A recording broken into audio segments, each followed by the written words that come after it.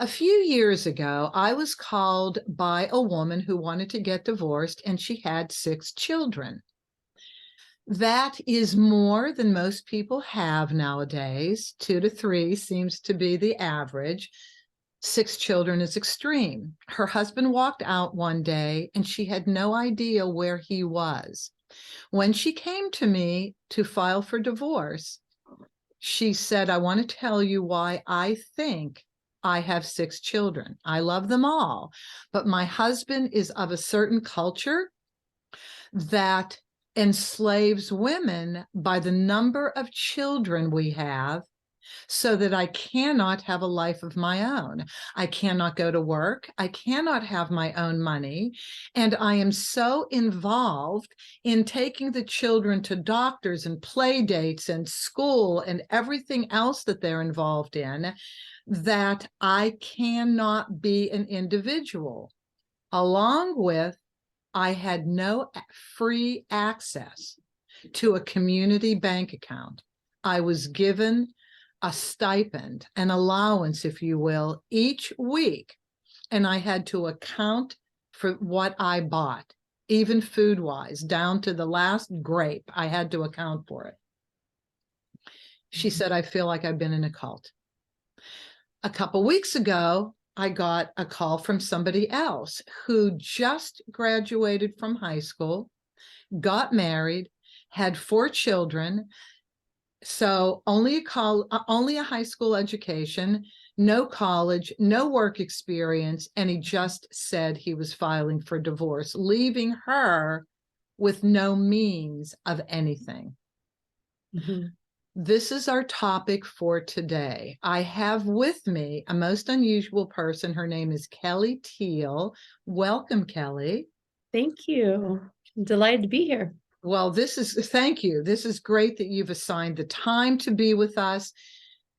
Kelly has been a member of a cult, and what I just described to you with these 2 women who came to me, they expressed their lives as being in a cult, enslaved to somebody else, and had a hard time extricating. So, Kelly, you actually did belong to a cult, didn't you? Yes, I did. I was involved in the cult that a lot of people have seen on television, in The Vow and Seduced and many other programs, called NXIVM. Okay. And when were you in NXIVM? From when to when? So I joined NXIVM in beginning of 2016. I think it was January of 2016, and extricated myself at the beginning of 2018. Okay, so 2 years, 2.5 years, something like that? I'd say about two years. What is NXIVM? So NXIVM was originally, when I joined, a self-awareness organization. They were teaching classes on human potential. I was looking for something to sort of grow myself as a person. I was a little bit vulnerable because I was feeling like I was missing something. So along came a recruiter who introduced me to these classes, and I started taking them in Los Angeles, and I thought they were wonderful because they really were helping me and the people around me to grow in the beginning. So in the beginning, it was very kind of innocent and exciting at the same time. You don't just kind of wake up one morning and join a cult. I joined a ideology. I joined a self-help group is what I actually joined. And you did it for one intention, but you were actually being seduced, kind of, it sounds like. Over time, people were being recruited into this organization to buy the curriculum, to make money for the organization. Okay. After a while, there was a separate group of people who were recruiting women within the organization. So if you had just taken classes, for example, and went on your merry way, you would have taken some tools, worked them into your life, said that was a great experience, and you were done with it. I decided to stay in the program. I became a coach. I was asked to become a coach, became a coach very quickly, and then stayed in the community and became very indoctrinated into the system unknowingly. So it was it was a slow process. It doesn't happen overnight. Right. And exactly. So you don't realize that your power is slowly slipping away. Similar to these marriages, probably. That's what I was just thinking. I was thinking, God, this is just like dating.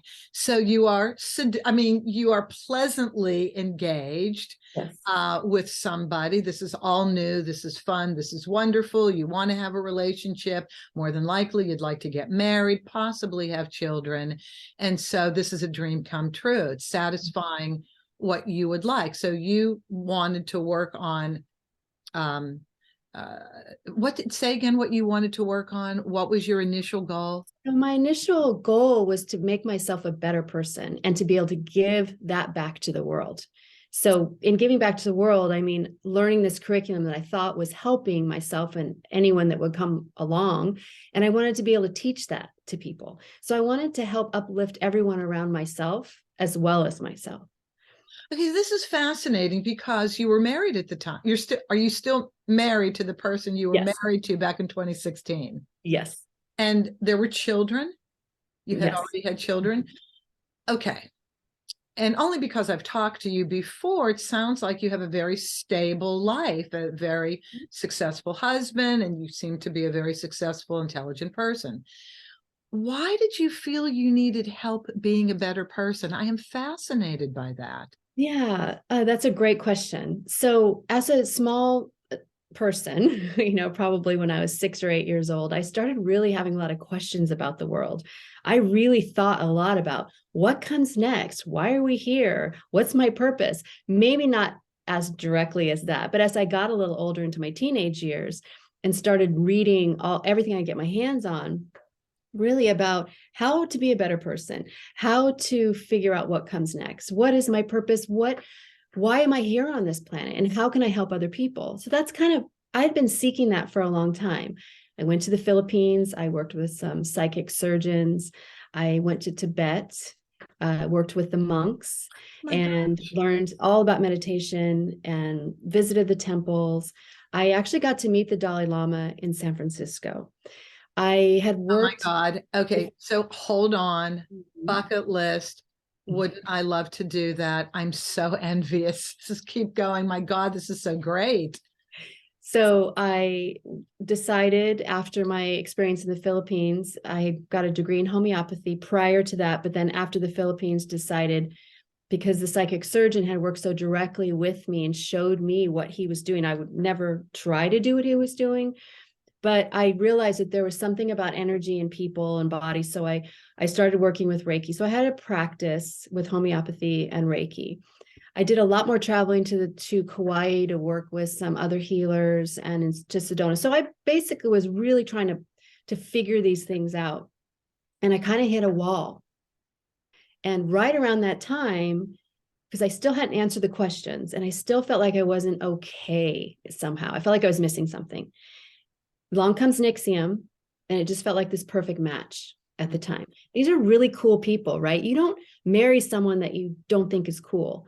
You marry someone that you really like and love. You don't go into an organization. Hopefully.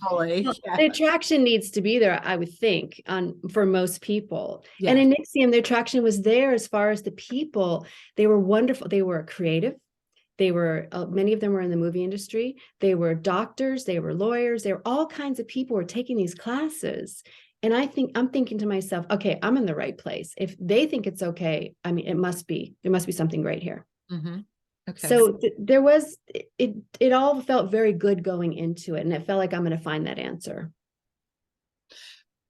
When did it go south? So after I became a coach and was working my ass off, because of course we're not getting paid, it started going south probably about 18 months in.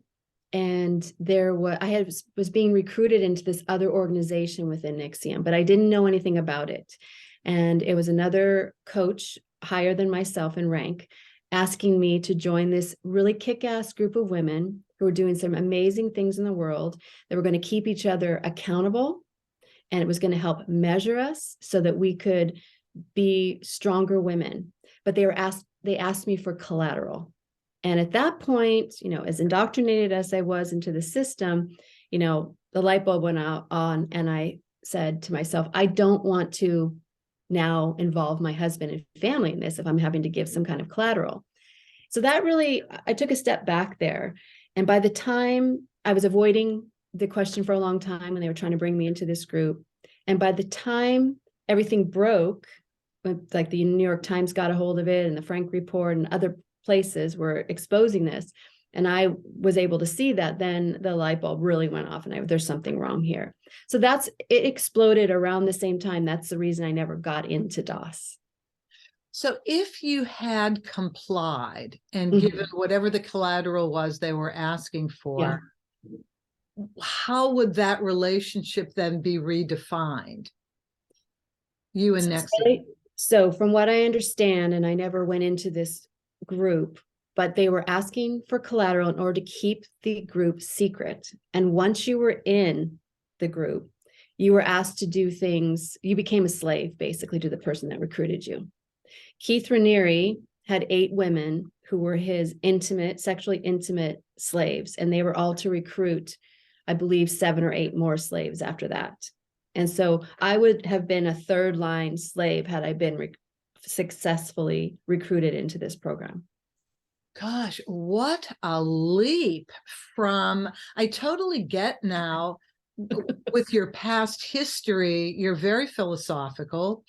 I mean, not everybody wants to know, where did we come from? What's our purpose? I always did that, but not everybody does that. So interesting that you came from that point of view. Therefore, you were set up. It's very open. Yes. You were very open. Excellent way to put it. You were very open. And if you had just done the classes, everything would be fine. But you wanted more because you're a seeker. And I would assume that the other people that took that next step were deep seekers as well. Well, you have to sort of take a step back for a second. So organizations like this recruit people like me. They don't want people who are not intelligent. They want people who can recruit other people like myself, who have some amount of resources, because the classes are fairly expensive. So they're going after people like me. And so I was heavily recruited once I started taking the curriculum and the classes. I was recruited within the organization to move up the ranks.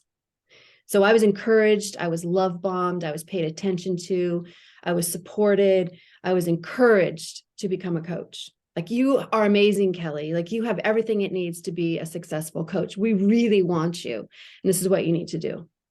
Kelly, you just used a word, or a 2-part word, that is used for narcissists.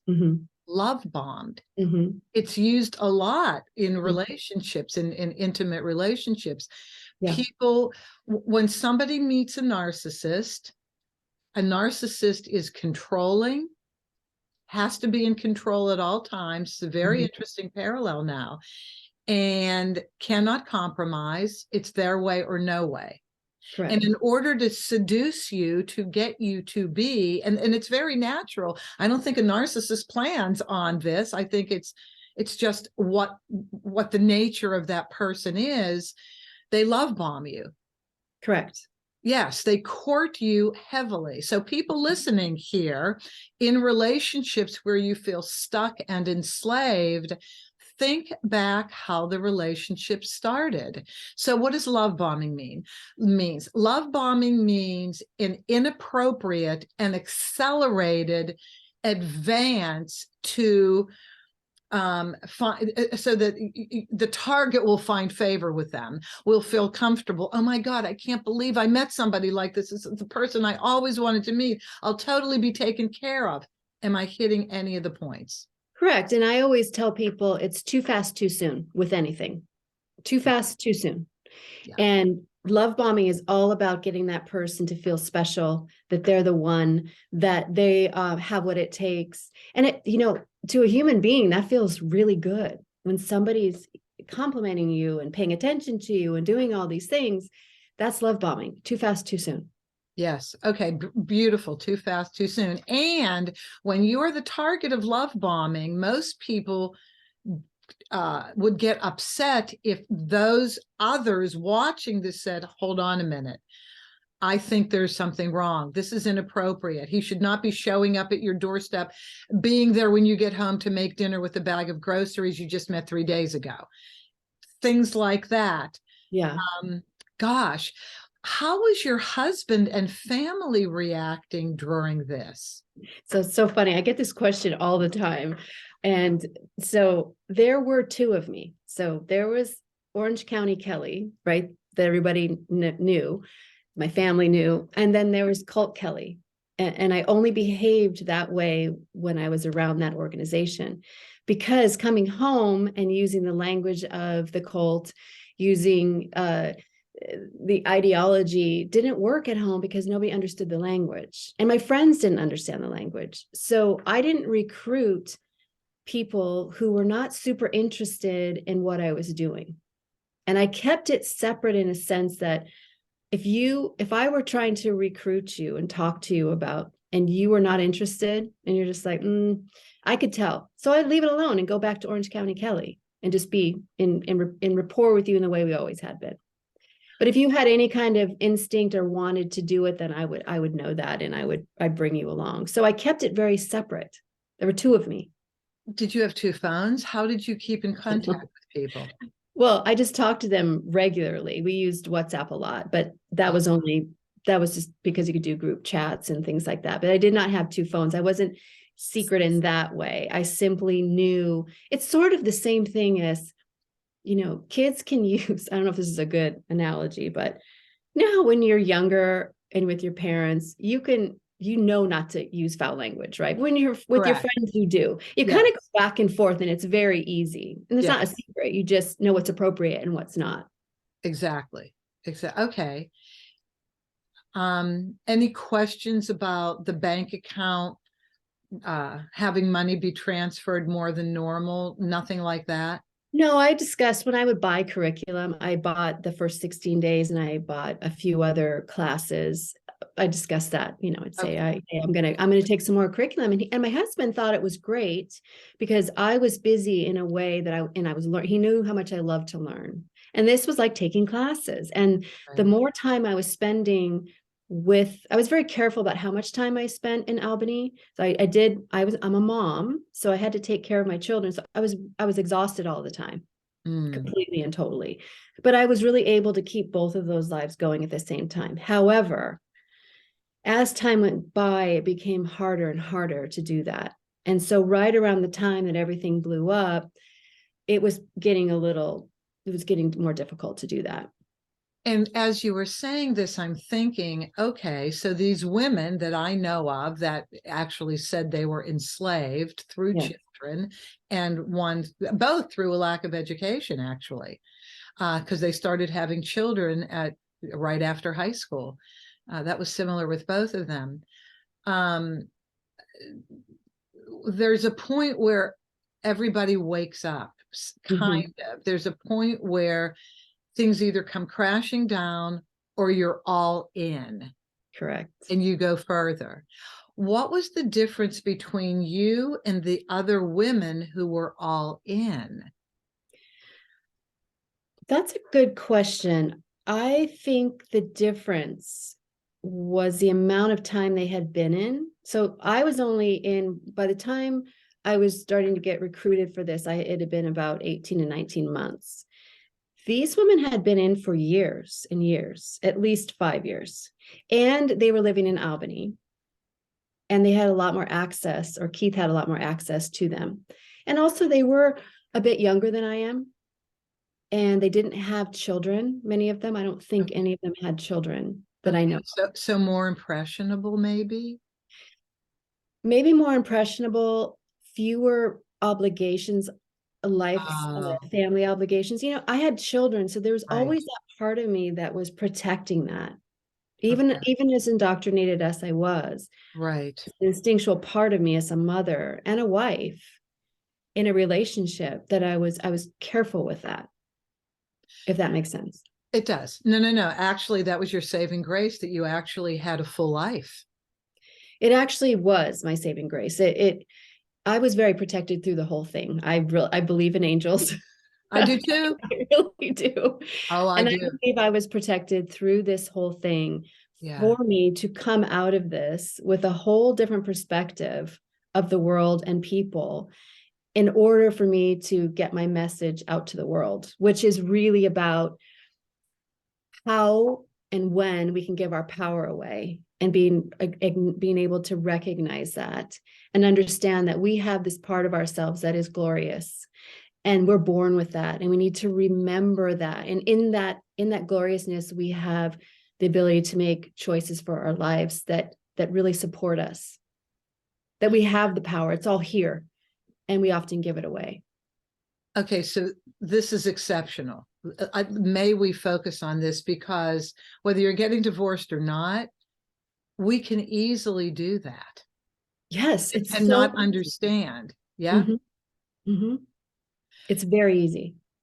In relationships, I think this is one of the hardest things about interpersonal, intimate marriage relationships, is where's that line that nobody can cross, that would literally change who we are as individuals, giving ourselves away, not saying what we think, not doing what we do. Now, I know in relationships there is compromise. And how long have you been married, Kelly? 20 years. Okay, so you've been married a long time.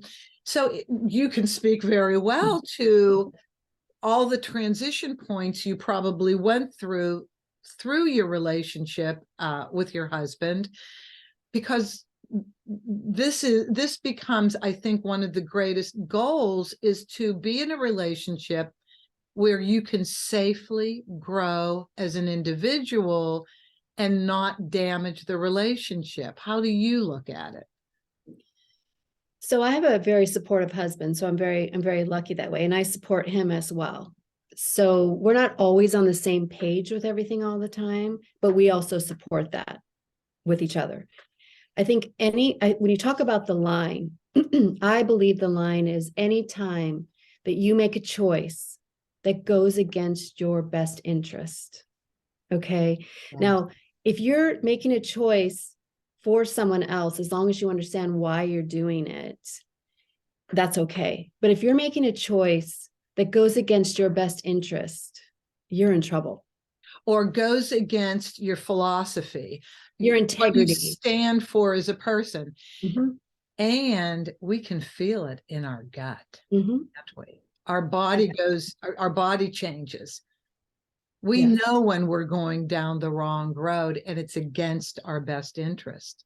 Exactly. So if somebody's asking you to do something that goes against what you believe in, or who you know yourself to be, or you compromise your values or your integrity on a regular basis, you are slowly giving your power away. And that's what Glorious is all about. It's that ability to choose you and be able to understand when and if you how you're giving your power away, if you choose to, being aware of it, but learning how really to make those choices that are in integrity with yourself and those around you. So when you and your husband don't agree on something, Mm-hmm. how do you communicate? How do you resolve it? Well, we discuss it and we don't always agree on things, but he doesn't keep me from doing what I want to do, and I don't keep him from doing what he wants to do. But our values are pretty much in line. Mm-hmm. So our values kind of our kids usually come first. That's the top of the value system right now. And then after that, it's like it's supporting each other and understanding how much each other needs, and we ask for what we need. So it moves around all the time. So it's never all the same. And like I said, we're never always on the same page, but that's okay. We're never going against each other.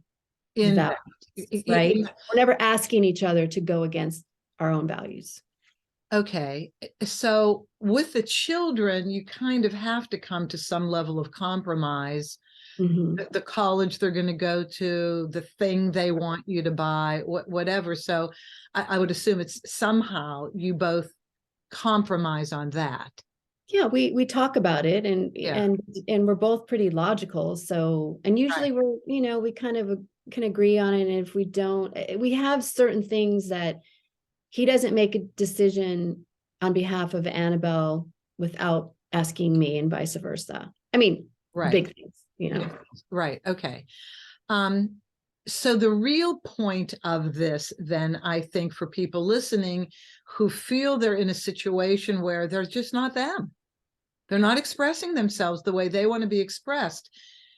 Was there ever a point in your relationship where you were afraid to say what you thought and express yourself? But that's not really how I feel. Here's how I feel. In my relationship with my husband, Mhm. no, I'm a pretty good communicator. So I've never not felt I could say how I felt about something. You were never fearful of his reaction, that if you No, expressed yourself, you would lose him or something. never. No. That's Mm-mm. a key point. See, that's a really big key point in But relation. in the cult, but in the cult, absolutely. Uh, Absolutely, that would happen. an example? For example, if I questioned what was going on, if Mm, I asked certain questions about the way things were going, what is Keith really up to? I've heard this, that, or the other about him. I would be shut down and told, why do you need to know this information? Do you even have data on this information? If you don't have data, then you shouldn't be talking about it. Now we need to get back to you, Kelly, and look at your weaknesses, because we're here to work on you. So it all be turned around back to me. And if I continued on down this line, someone higher up in the ranks would come and talk me through the same thing, get me back to looking at myself. And I imagine that if I continued to do it, I would probably be asked to leave the community. If you really were out there and causing problems within the community, asking right, way too many questions, you'd be asked to leave. So there's always that fear. So I did not ask, I did ask some questions because that's just me, but I didn't ask, I stopped. I knew how far I could push it. right. Okay, so as you're talking about this is brilliant. And I started relating this back to divorce situations. Mhm. So listen, I don't want to scare any of you listening about this thing called cult, but embodied within the concept of cult is control, so that you can't express yourself and so that you can't freely live. And I'm going to give a very common example of, still many women are given budgets and allowances to live on, and they don't have access to the family bank account. Their Mhm. name may not even be on a joint account. They Correct. only get their money from their other spouse. And Mhm. when they ask, can I have access to the joint bank account? I would like to make up my own mind about what we need. I think I'm pretty good at it. Why do you need to know? What do you need to know? And then, God forbid, can I see the tax returns that I just signed for the past 10 years without reading anything? That's a big blow up. Or if they try and call the accountant, I just need to understand the family finances. Why do you need to know? Ask your husband. This is what happens in marriages, Kelly, Mhm. that That's a aren't great good example. marriages. Yeah. So cult equaling control beyond healthy. I mean, what is control? I mean, how much control is even healthy control in somebody's life? You have to exercise some level of control to protect your children, but do you feel your husband needs to exercise any control over you for any reason, and vice versa? What's so interesting about that is I don't like to be controlled. I hate being controlled. Like someone tries to control me, I just buck. But in the cult, I allowed myself to be controlled because I believed that I was doing something that was helping me to become a better person. And so I allowed the control to happen for what I thought at the time was a much higher purpose. Yeah. in my marriage, if my husband ever tried to control me, it was like, no, what are you doing? So Yeah. he never did control me directly. Do you know what I'm saying? It's like, Yes. so it's just so interesting to think about that in the cult for me. I was allowing myself to be controlled. I didn't always like it. And I did buck it a bit. And I write about that in my book, how I was bucking a lot of things, but only to a certain extent because I really wanted the prize. Yes. I really wanted that. I wanted to be this enlightened person who was never going to feel the pain kind of being human. If I got to this place of enlightenment, that nobody's judgment could ever hurt me, nobody's criticism could ever get to me, right? So I'm this person Lovely. like that, just I love everyone and everything is just, it doesn't really exist. But that was the prize for me. Before I ask you, obviously, how you extricated yourself, I have a quick question. Mhm. Did you meet the Dalai Lama while you were with this group or before? I met the Dalai Lama before. Okay. Yes. Quite a few, like probably 7 years before. How did you meet the Dalai Lama?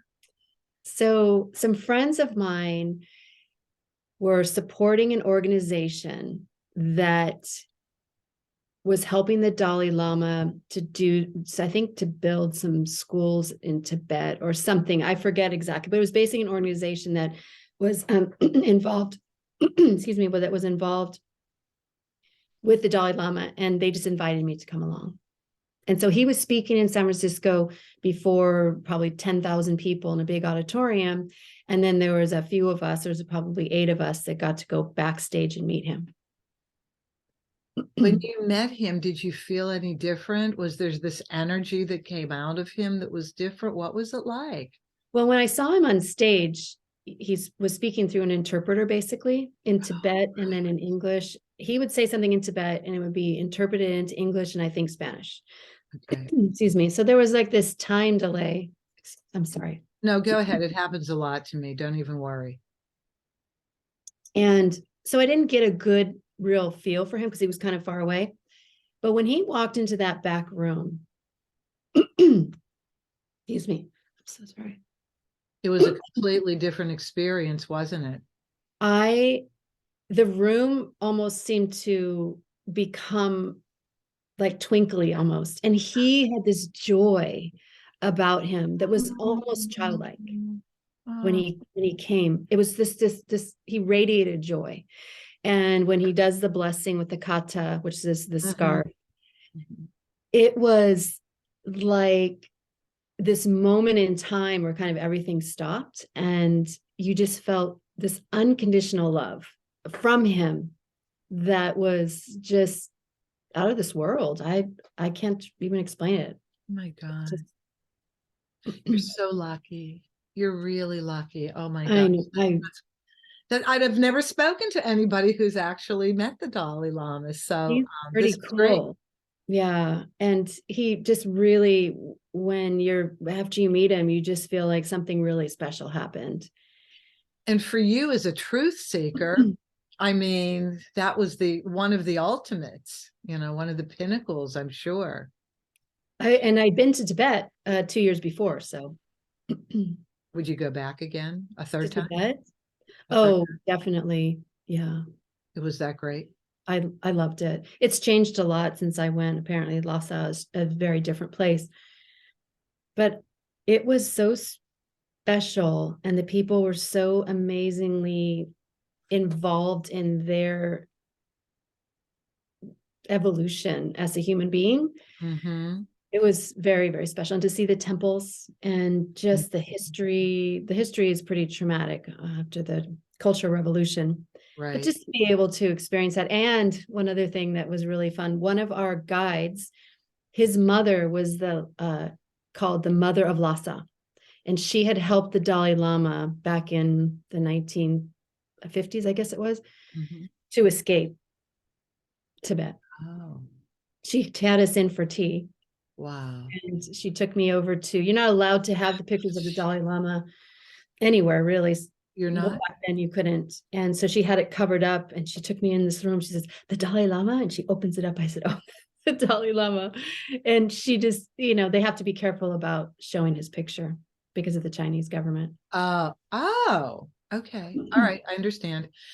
All right. So let's talk about what that process was in which you extricated yourself. So you weren't going to take that step about providing collateral. How did you handle this? I avoided the phone calls and the person that was recruiting me for a couple of weeks. And then when someone called me from Canada and they said, have you seen the Frank report? You have to check out this link, but don't tell anyone that I told you because they'll come after me. I had no idea what she was talking about. I clicked on the link to the Frank report, which is a blog based out of Albany, New York, or somewhere in New York. And I saw the article about sex slaves. I'm like, this is baloney. This can't be real. Excuse me. And I saw the word collateral and everything was like, my world started spinning. Oh my gosh. So I called the person who was recruiting me and I said, is this what you were talking about? And she said, yes. And I was just floored, absolutely floored. And from that point, it was a matter of getting information, calling people who really didn't want to talk, who were not talking about it or were trying to talk me out of it. All became very secret. No one knew who was in, who was out. So it was really this, imagine you have a village of people and you just throw a bomb in the middle of it. Everybody scatters. It was like that. Was it once you came to that realization, did you just stop accepting phone calls and emails and whatever, and it eventually died off? In the beginning, I talked to a few people and then I started sort of being more select about who I was talking to because I wasn't sure what was going on. And we're still trying to get information at this point. I'm trying to get accurate information. Everybody's story is different depending on how much people were willing to actually look at this. Some people were unwilling to look at anything about Keith and they were just staunch believers and that could never happen. Some people were in the middle and some people were running already for their lives. Everybody was scared because nobody knew what was happening and what was true or not.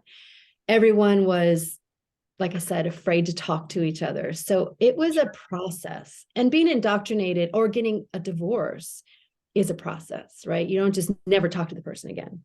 Right. Usually there's some talking and it's a slow. Well, especially if you have children, you have to co-parent.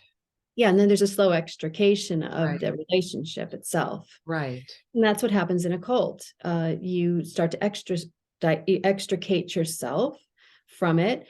And it's a slow process because you're still indoctrinated. So you still believe on some level that what you were doing was right. It doesn't just boom, you're out. Exactly. And that is what it's Basically, like in a marriage. Once you wake up to, oh, maybe what I've been accepting isn't really right or healthy or appropriate. How do I get out? right. And Yeah. you question yourself and you doubt yourself and you wonder, was it really me? Was it so you have to re-educate yourself, Mm-hmm. bring yourself back into you and get to know who you actually are again, because in a narcissistic abusive marriage, you lose yourself, and in a cult, you lose yourself, and you have to find that person again. And it doesn't happen overnight. No, it doesn't. It does take time. And did you, in that slow process, did you ever say, well, wait a minute, this can't be, this is ridiculous. No, let me just go back. Was it 2 steps forward and a half step backwards kind of thing? In some ways it was. I didn't leave right away. I didn't leave for another 3 months. So I actually went and did another coaching curriculum session in Albany. Okay. And when I got to Albany, it's when it really started to explode because people were running in and out of the center. I mean, people were like crazy. So it was sort of 2 steps forward, 1 step back, in the sense that I had questioned myself a lot. Is this really happening? Now you have to remember too, at this time, or I'm going to share with you at this time, that he had not been indicted. There had been no criminal charges. Nothing had happened like that. The police had not come after him yet. So we're all wondering if this is really happening, why aren't the police involved? Well, with a criminal investigation like this, they have to get their ducks in a row. It's a process as well. And so there was a lot of questioning on my end and other people's end about, is this really happening? Is this really true? Are they making this up? Are they coming after Keith because they don't like him? Because that was always his narrative, is there's so many people out there that are trying to get me because what we're doing is so good and people want to stop us, the whole conspiracy theory thing. So in some ways it was like leaving a marriage too, right? You don't run for the door and you're gone. And there's a lot of that back and forth, questioning the self and wondering and replaying, and am I making a mistake? And is this real? Did you ever get upset with yourself? Oh, did you? Oh, yeah. How could I be so stupid? How could I be so dumb? How could I have gotten myself into this? And oh, of course, there was a lot of shame involved after I got out. And I was fortunate to have a lot of therapy. And I've done 2 documentaries now and shared my story. I was encouraged to share my story by the director of Seduced, Cecilia Peck, to get my voice out there. But in the process of that, I really did a lot of healing. And I think on some level, she knew that's what I needed. Now, of course, she's a director and a producer. She's not a therapist, but she knew that by me telling my story in this way was going to help me. And it really did. Oh, absolutely. Once we make ourselves vulnerable, it's a release beyond belief. And then it bolsters the courage that we have going forward, because we just lived through something extraordinary and we came out on a good side. And owning that, right? Owning our mistakes and owning our story, regardless of what's happened to us. Being able to own it and say, yeah, I made a mistake. I'm learning from it. That's my story. You drop the shame when you own it, right? If I own a story, it doesn't matter what you say or anyone says. You own the shame when you admit, say what you said again. So when you own your story, right, you drop the shame. Because what keeps you from owning your story is the shame. So if I own my story and it's mine and I'm taking all responsibility for it, the good, the bad, and the ugly, it doesn't matter what people say if they want to criticize and judge it. It doesn't really matter. Will it hurt if people say, judging things? Yes, it's not fun to hear, but I've owned this. I already know what I did, right? It's mine. I did it and I'm moving on. And so since we're talking about shame for a second here, which is huge. I mean, I'm no stranger to shame, and nobody is. We all, if we live a long enough life, we'll do things that we can't believe we did. Oh my God, how could I be? With people in marriages who got into the marriage for what they considered to be the right reason. I really want to be a mom. I want to be a great wife. And this would fulfill me. And so you go with the person that you think is the right person for you.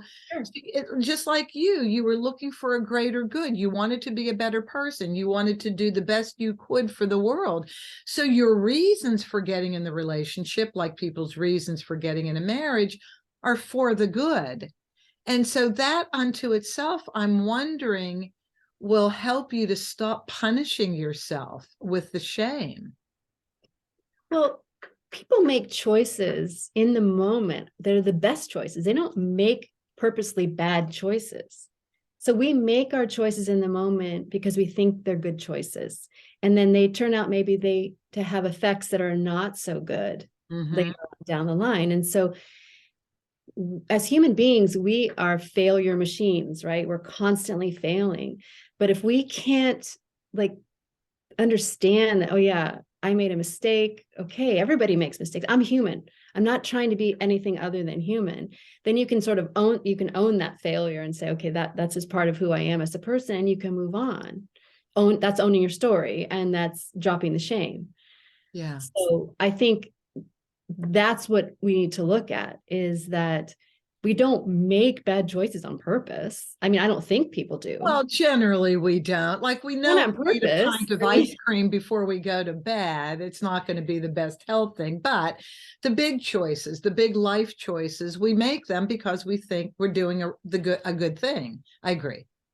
Yeah, but if you're choosing ice cream and you know that that's a bad choice and you're choosing it anyway, you must have some higher value that's being addressed. So it's a choice that you're making that's has, may have a bad effect down the line, but in the moment it's a good choice for you, or you wouldn't be making it. It's comfortable. It feels Yeah, it's giving you good. comfort. So that's a good choice for Yeah, you in that moment. in that But moment. all choices have effects. So it's yeah.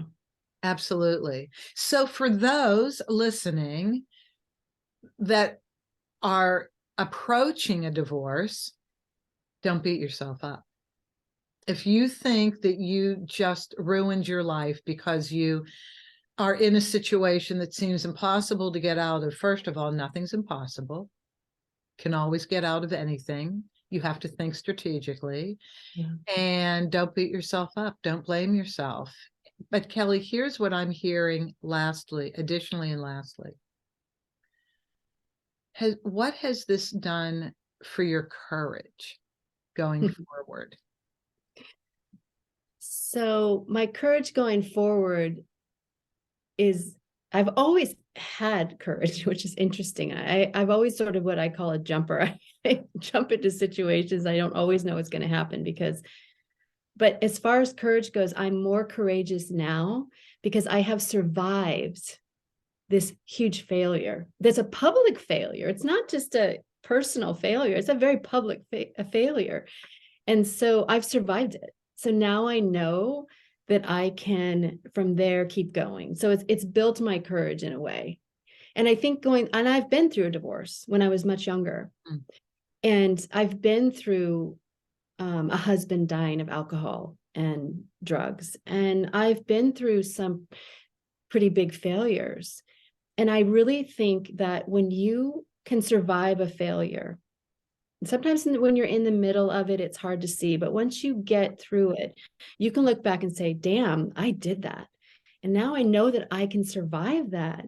I can move forward with much more confidence and courage to take some more risks and do things like that. And knowing that, I might fail again, but I survived that one back there, or those two back there. So I Yes. know if I fail again, I'm going to be okay.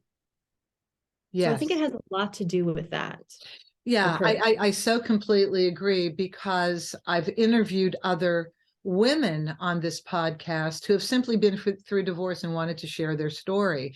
And each and every one said basically the same thing. They came from a big home and had to pare down, and it was the best thing that could have happened to them because in that they realized that's not where their happiness was, the big home. I mean, come on, it's a structure. Home is in the heart. Home is in the relationships that you have, and that home can be anywhere. And they've all said the same thing that you said. They didn't have any idea how it was going to turn out, but just the fact that they walked through it without knowing what the next day was going to bring, just following their heart and different decision making, changed them in a very positive way. And Kelly, And go ahead. I'm sorry. You go ahead. say losing all those things, the material things, and going from a big house to a small house and really honing down to the simplistic, minimal things is a huge growing experience. It's huge because you realize you can do with very simple things, and that you can now decide where you want to do with that and how you want to rebuild that. So it's a very cathartic thing. Actually, I went from a very big house to not even being able to rent because I didn't have any credit, and I had 2 dogs and a kid. So, oh my gosh, see? And this is what the women that I was talking about. Happiest time of my life. Excellent. Honestly, happiest time of my life. Yeah. It really was.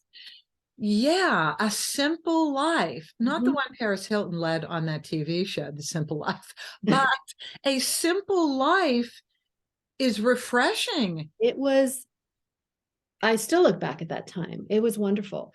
It's a refreshing new start. And of course, while I'm in it, I'm not thinking all this because I'm wondering the uncertainty of everything. That's a hard thing.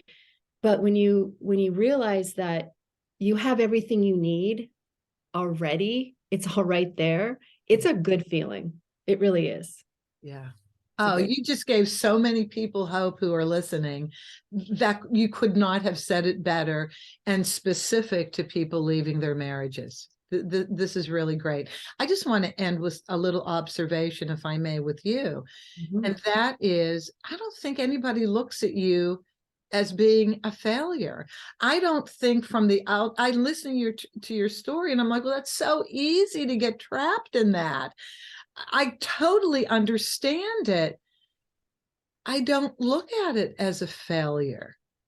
Well, you have a different perspective. You're working with the divorce, an amicable divorce and how all of that works. Most people, the first question I get from people is, how in the hell did that happen? I would never join a cult. That's the first thing I get from most people. Oh, okay. Because they don't Okay. really, not everybody embraces failure, judgment. There's still a lot of judgment. I get judgment all the time, but it doesn't mean anything to me anymore because I understand it's a matter of education at this point, teaching people how easy it is to happen to anyone. And so, but you come from a different place, so you can kind of see a failure as something to build on, right? I didn't see that in the beginning. It took me to Okay. go through this, to look back, to understand that failure is actually can be a really good thing. And I'm not as afraid of it as I was before. Perfect ending. Perfect ending, Kelly. This was great. I couldn't have asked for a better conversation. Oh, this was so fun. Thank you for having me on. This is really great.